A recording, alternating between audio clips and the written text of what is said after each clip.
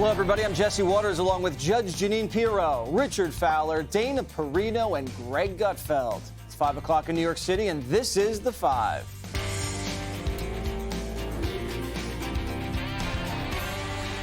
It is the 5th day of the Presidential Witness Protection Program.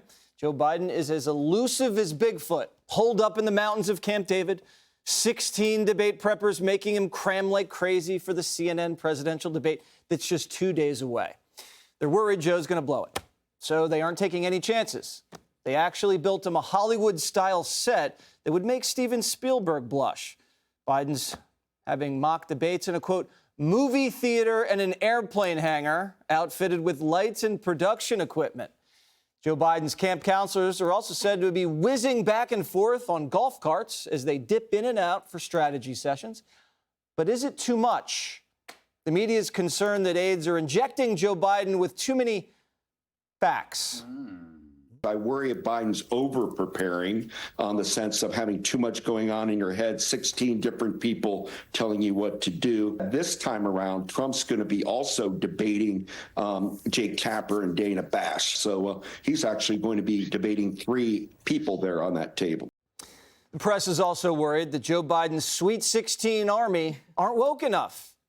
There is a profile in the New York Times today of the 3 closest advisors, longest-serving advisors, informal and formal advisors to the president, and they're all white men in their 60s or higher. You know, former Senator Ted Kaufman, 85 years old. So is that too insular? But the binder says Joe's got it in the bag. It is about him. It is not about him. It is about the American people. It is not about what political, grievances he may have. It's not about trying to get back at people. It's about making sure that he stands with majority of Americans, and not even majority of Americans, all of Americans. All right, Dana, welcome back. Thank you. Where were you? I was not selling CBD oil anywhere, and I'm not feuding with Hannity. I am here. I had 1 week off, guys. Okay. Well, we missed you. My mom even texted me this morning. She's like, "There's something about CBD oil." I'm like, "It's not true." Well, I had an investor call me. You wanted to invest in your CBD. You did. I'm thinking about it. When you prepare for the 5 every day, Yes. do you have a little fake set at your house with 16 advisors? 16 people. I am kind of fascinated by this communications team. I always am. I cannot understand the level of detail that they are giving us about his debate prep. Why not just say, yes, the president is preparing for the debate? Enough. Do we need to know there are 16 people on golf carts having lasagna for dinner last night? I don't need to know that. I don't care what gender they are, what their sexual orientation is, how old they are. I don't care about any of that. What I do think is that 16 people sounds like a lot. And I just know that, like, President Bush would have said, I need 4 of you. The rest of you can leave. Because it's too much. And also, you're the president. You've been doing the job. Presumably, you should know your own record. And you ran against the guy that's running against you before. And so you should know his record. And you talk about him all the time in a way that is very partisan. Now, what's interesting is what Karine Jean-Pierre just said. He's going to talk to a broader base of Americans. I am looking forward to that for both of them. Because the debate is a chance for them not to talk to their partisans or to their bases, but to say, all right, for you independent Americans or you people leaning or you people maybe unenthusiastic about voting for either of us, here's my broad-based vision. And I also want to see how they react under pressure. So a lot of this previewing is just because the press doesn't have a lot to talk about. And I admire any sort of communications strategy that feeds the beast a little bit.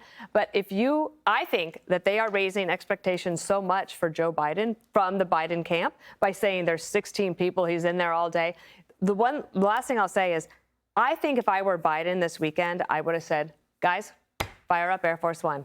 I'm going to Los Angeles, and I'm going to stand there in front of that temple, and I'm going to say that I will protect the rights of Americans to enter any religious place of worship, and show that he had a little bit of like a moment that would be different rather than 16 people in a room feeding him lasagna. Yeah, but the lasagna's got to eat that fresh right out of the oven, Dana. Greg, Corner piece. they're trying to DEI the debate prep team. Yes. That can't go over too well. That was Andrea Mitchell? Yeah. Yeah, asking why the white men over 60 are in his inner circle. Those are usually the men who know how to apply chest compression. Isn't she married to an old white man? Yeah. Oh. Why are you married to an old white guy? Gross. That's lack of diversity, Andrea. Probably in it for the money. Look, the guy is this is why they're applying the detail. The guy is the big story here is obviously he's taking a week sequestered from his actual job to prep for 90 minutes. That's weird. I mean, it's just weird. And the media is like, oh, this makes sense. Sure, this makes sense. And you fill them up with all these details. So you don't just let that sink in. This guy needs to leave his job for a week. What does that tell you? That he won't be missed. Because it's no different whether he's there or not. It's like when Jesse's off the 5. Why does it take 7 days? What's really going on? Does it take that long for the new face to heal? Does it take that long to 3D print a body double? I don't know. And then they're doing it in an airport hangar. Are they detonating a bomb? Are they handling a contagious virus? Couldn't they do this in an empty auditorium right around the corner? They are investing more time and effort on this than anything that mattered to the American people for 4 years. Not immigration, not crime, not inflation. They're acting as though Joe is Ukraine and Trump is Putin. Like, the entire weight of their administration is being directed toward 90 minutes with Darth Vader. If they only had the same energy for their real job, could you imagine if they looked at illegal immigration the way they looked at Trump? If they looked at crime the way they looked at Trump? If they looked at inflation the way they looked at Trump? They wouldn't have to look at Trump then. They'd be okay, but they're in a panic. That's why this 90 minutes, Judge Jeanine, is the most important 90 minutes for the entire progressive movement. If he doesn't do well, Trump's reelected and this whole progressive experiment that they're running on the country is over. It's dead in its tracks. You know, I understand that this is the earliest presidential debate in history, in recent history anyway. They usually don't debate this early. I think that the Biden people have agreed to this, knowing that there will be early voting. They believe that Joe is going to do well. And I think I've said myself, I think he's going to overperform.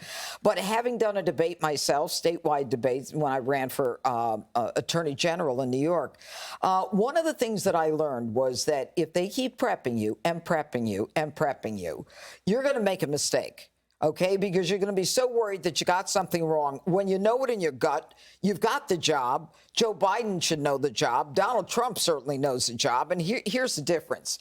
The Joe Biden they will have given him several lines that he's got to memorize. I understand that they're preparing him for the off-the-wall Donald Trump and for the more restrained Donald Trump that we've been seeing. And so he's got to try to figure out which one it is. But in addition to that, Donald Trump has to deal with, and I said this the other day, not just, Dana Bash and Jake Tapper. He's got to deal with the fact that he's got CNN and he's got moderators who don't like him. And I'm kind of thrown back to, I think it was in 2012 when Obama was debating Mitt Romney.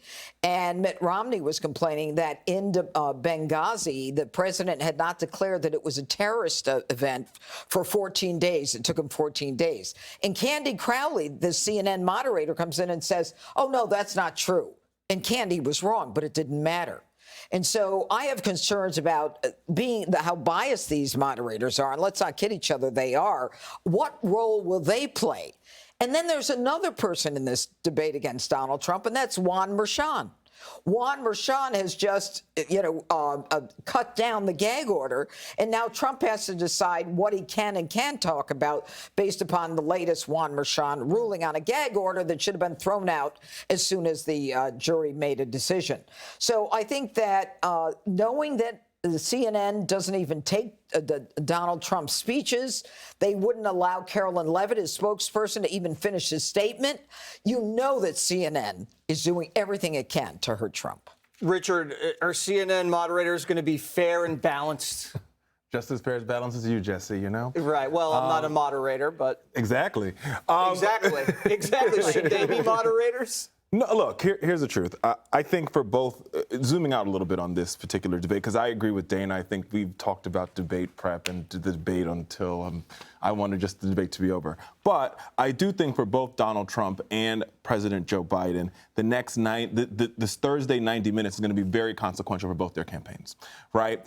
It's going to determine who wins and loses this election. I think because it's so early, to the judge's point, I think now voters are going to say, especially for the double deniers, the double haters that pollsters are talking about, and because both candidates are going to be looking to expand their base and trying to find these independent voters, they're going to be like, which of these candidates serve me best? Which of these candidates speak to me best? And so I think it's going to be very interesting to see how both these men play it, because the consequences are going to be dire or good in either case. I think it's also worth pointing out, because I sort of did the same jaunt down memory lane to see how other presidential candidates prepared for debates, and there's not much stories about being away for a very long time, but it is worth pointing out that Senator Mitt Romney, then he was Governor Mitt Romney, he did also spend some time debating stagecraft. How should I present what body language should I use? How should I respond to the moderator? There's a whole story in Politico from 2012 about that. So there is oftentimes a conversation on how candidates present themselves, because that could be the winning and losing of a debate. Everybody remembers when George H.W. Bush checked his watch in one debate, and that's what people will remember about that debate and about that campaign. Don't check watch. God, I think Biden cannot do that. Listen, I think he'll do. I agree with the judge. I think he'll do pretty well. Yeah, he did it on the tarmac when the coffins are coming home. Yeah. I think he learned his lesson there. Click here to subscribe to the Fox News YouTube page to catch our hottest interviews and most compelling analysis. You won't get it anywhere else.